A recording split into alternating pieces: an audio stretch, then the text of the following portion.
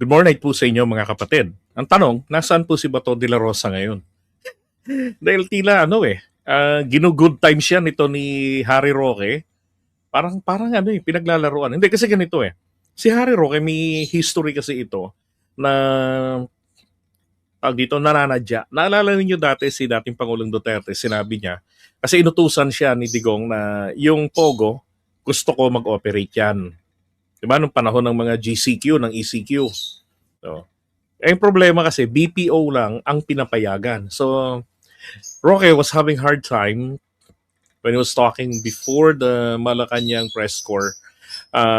Paano niyang i-justify before them na ito ay dapat payagan ng industriya na mag-operate like the BPO. Kaya sabi niya, ang Pogo, maaaring mahilan tulad din naman sa BPO. At sinabi niya na ang Pogo ang nagbibigay cash resource sa presidente ay sa administration.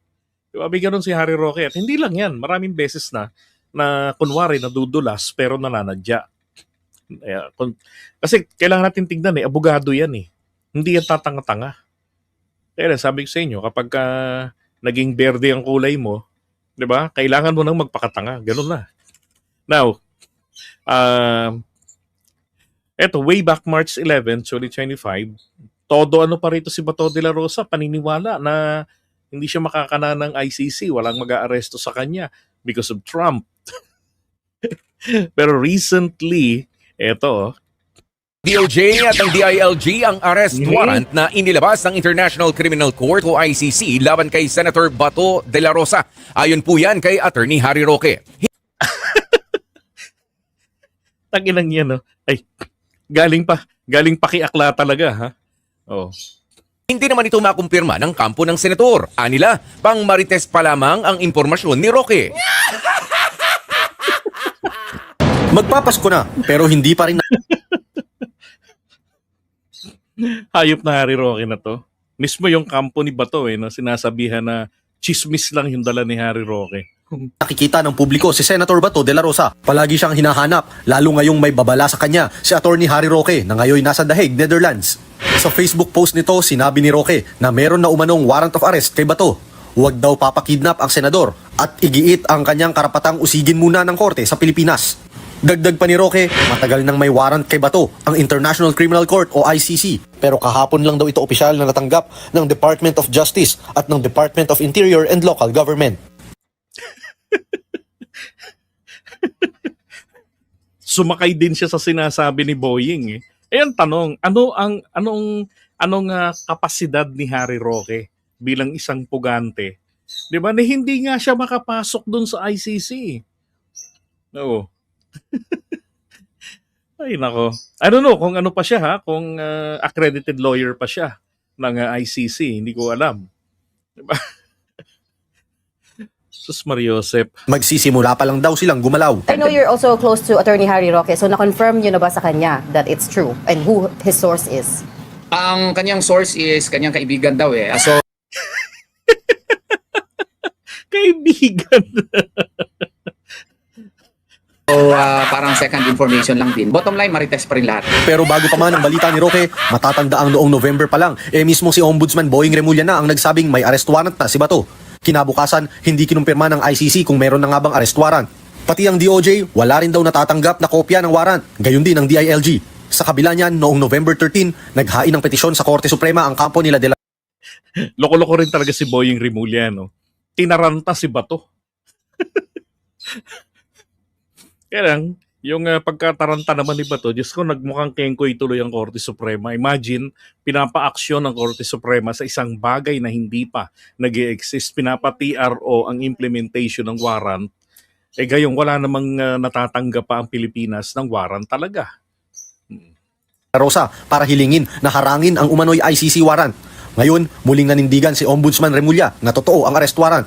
Iginiit niyang hawak niya ang unofficial copy nito. Dagdag pa ni Remulla, huling nakita ang senador sa Pampanga.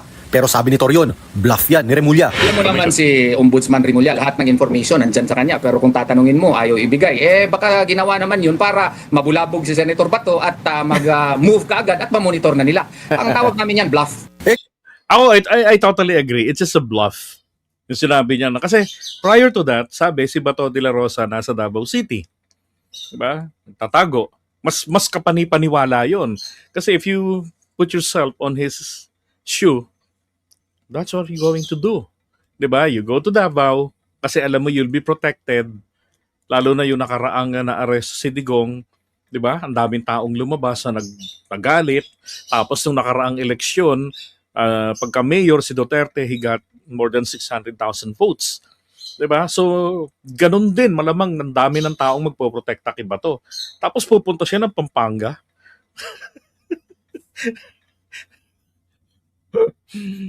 Mukhang group effort itong si Bato de la Rosa. Itong si Harry Roque, si Raulo, nakikisawsaw din na ang layunin ni Harry Roque ay maghasik na naman ng galit sa mga tao laban sa gobyerno. Ang problema ni Harry Roque, maging siya, di ba, isinusuka rin siya ng mga kampo ng DDS eh. Sila, yung mga grupo-grupo nila, nagkakanyahan sila ng kanya-kanyang sukahan ng isa't isa. Grabe. What a unity.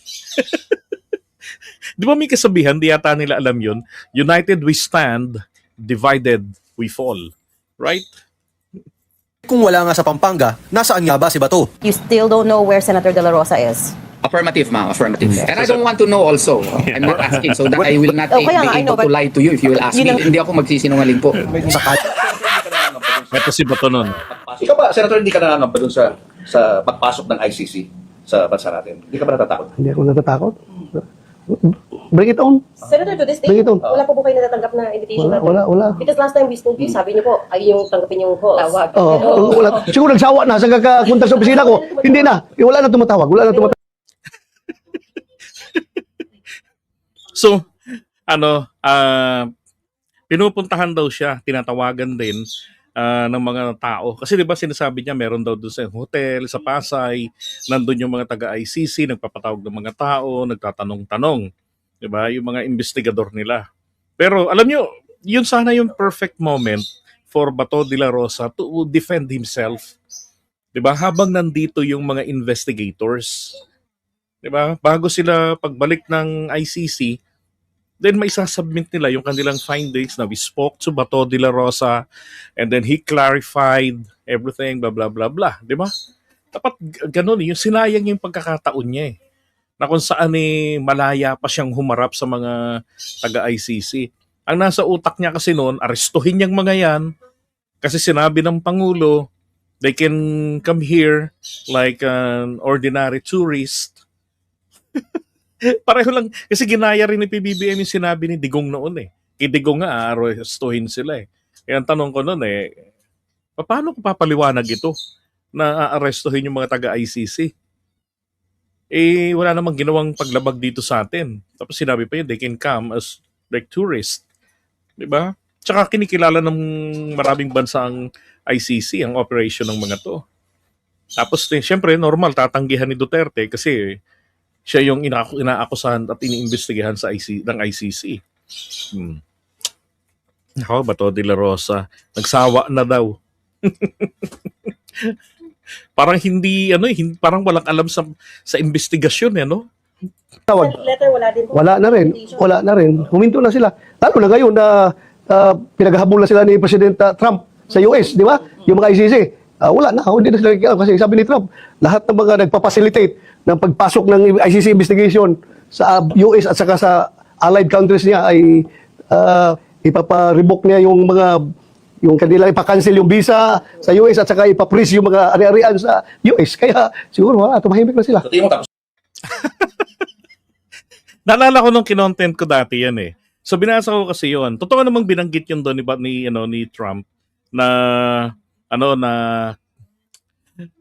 yung mga taga-ICC ay hindi papapasukin sa US, ika-cancel nila yung kanilang mga visa. And then yung may mga assets doon sa US ay i-freeze nila. Ay ang tanong, lahat ba taga doon sa US? Lahat ba may ari-arian doon sa US? yung presidente nga ng ICC, Haponesa. Dating amo ni Attorney Ganaden. Ay, dati niyang boss. Oh, sa Japan. Alang yan naman, oh. Di ba? Tapos, binanggit lang yun doon, pero ang tanong, ano ba naman ang mahihita doon ni Trump, di ba? Kung titignan ninyo ha, i-consider ba ni Trump na ipalit, kumbaga itataya niya ang 1951 pa na Mutual Defense Treaty with the Philippines? Di ba? Sa usapin ng seguridad ng depensa, ipapalit ba niya yon para dito kay Duterte, kina Albayalde, kay Bongo, kay Bato de la Rosa? Ipapalit niya, itataya niya yung mga yon. Itong mga taong ito, inaakusahan ito, di ba, ng mabigat na kaso. Mula sa third world country. Hindi pa naman siguro sira ang tuktok ng mga taga CIA para hindi harangin yung trip na yon ni Donald Trump. Sus Mariosep. Ganda pa ng asta niya rito eh. Basta, may problema sa ICC. I can never say that because hindi ko man hawak yung ICC talaga eh. Basta ako, handa lang ako na just in case mag-issue sila ng warrant of arrest laban sa amin, I am ready to challenge them before the Supreme Court. Hihingi ako I will seek judicial relief from Supreme Court. Ginawa naman niya ngayon. Na-dismiss nga lang yung isa. If indeed, itong ICC ba talaga ay mayroong jurisdiction sa ating bansa? Sakali namang totoo ngang may arrest warrant Alam nyo, yun ang mali nila eh. Dapat noon pa nila tinanong sa Korte Suprema yan eh. Meron bang jurisdiction dito sa Pilipinas? Di ba? Kasi kung titignan lang din naman lang, maliwanag na sinabi na ng Korte Suprema yan. Meron in the 15-0 decision ng July, actually March pa yon 2021. 15-0 na may obligation pa ang Pilipinas na makipag-cooperate sa ICC sa anumang proceedings na nasimulan na nila. Prior to official na disconnected na tayo sa kanila. It was on March 19, 2019, if I'm not mistaken, or March 18, na hindi na tayo konektado sa kanila. So yung karugtong doon, kabahagi noon, yung pag-aresto sa kanya, bahagi yan ng kooperasyon na sinasabi ng Korte Suprema. Diba? na kay De La Rosa at makukulong siya sa dahig kasama ang dating Pangulo, sana raw ay payagan si Bato na makapag-participate sa posibleng impeachment laban kay Vice President Sara Duterte. I do hope and pray that if such happens, Senator Bato would still be allowed to participate in any impeachment proceedings against the Vice President of the Republic of the Philippines. Ano yun? Parang sa Pilipinas lang palakasan. 'Di ba? Na papayagan siya makapag-participate in case na magkaroon na naman ng impeachment laban kay Sara, papayagan si Bato ng ICC makapag-participate. Paano? Makikipag-Zoom? Pupunta sa Philippine Consulate para doon mag-function ng kanyang official duty bilang Philippine Senator? Eh di parang pinagbigyan din siya ng interim release, 'di ba? At unfair yung kay Duterte. Kasi si Duterte mayor. Oh. Kung pagbibigyan si Bato de la Rosa to do that, di dapat si Digong din pagbigyan. Na araw-araw pupunta ron sa Philippine Embassy or Philippine Consulate na kung saan technically ay extension ng teritoryo ng Pilipinas. May kaingutan din to si abogado niya. Lang yan, matalino naman yung dean yun ng College of Law ng Jose Maria College ng eskwelahan ni Kibuloy. Sinasabi lang yan para iparamdam sa taong bayan ng panggigipit. They were getting oppressed by this administration conniving with the ICC. Yun ang narrative sa kanila sa kabilang parlor Kasabwat ng administrasyong ito ang ICC sa panggigipit. What the heck? Nako. Bato, pick. Now, since binanggit niya yung tawag dito, yung impeachment, pag-usapan natin yun.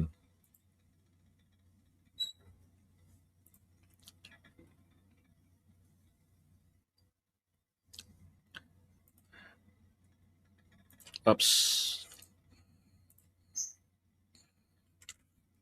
Ito yung kalokohan na to ni Harry Roque. Yun. Sabi niya, Senator Bato, magposas ka sa loob ng hukuman. Senator Bato, magposas ka sa loob ng hukuman. Preferably sa Supreme Court. Mag-sanctuary ka doon. Huwag kang magpapadukot. Anong dudukutin, Harry Roque, ha? Anong dudukutin? Sabi ng iba, another kidnapping na naman yan. Na naman tayo sa kidnapping nyo eh. Yung mga nagsasabing ganun yung nangyari kay Duterte, tanongin ko kayo, bigyan nyo ako ng bansa na, bigyan nyo ako, sabihin natin, 3 bansa, 2, ganyan, na nagkondena sa pag-aresto ng ICC kay Duterte.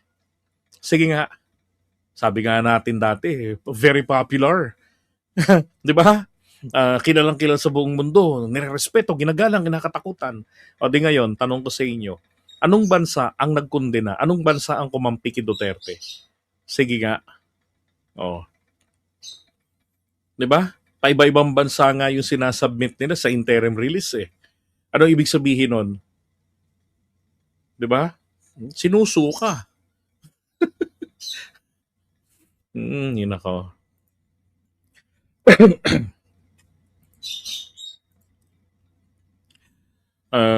Tanggapin natin yung sample na itong Bato at mga Duterte, di ba? Ulitin pa ng mga Pilipino.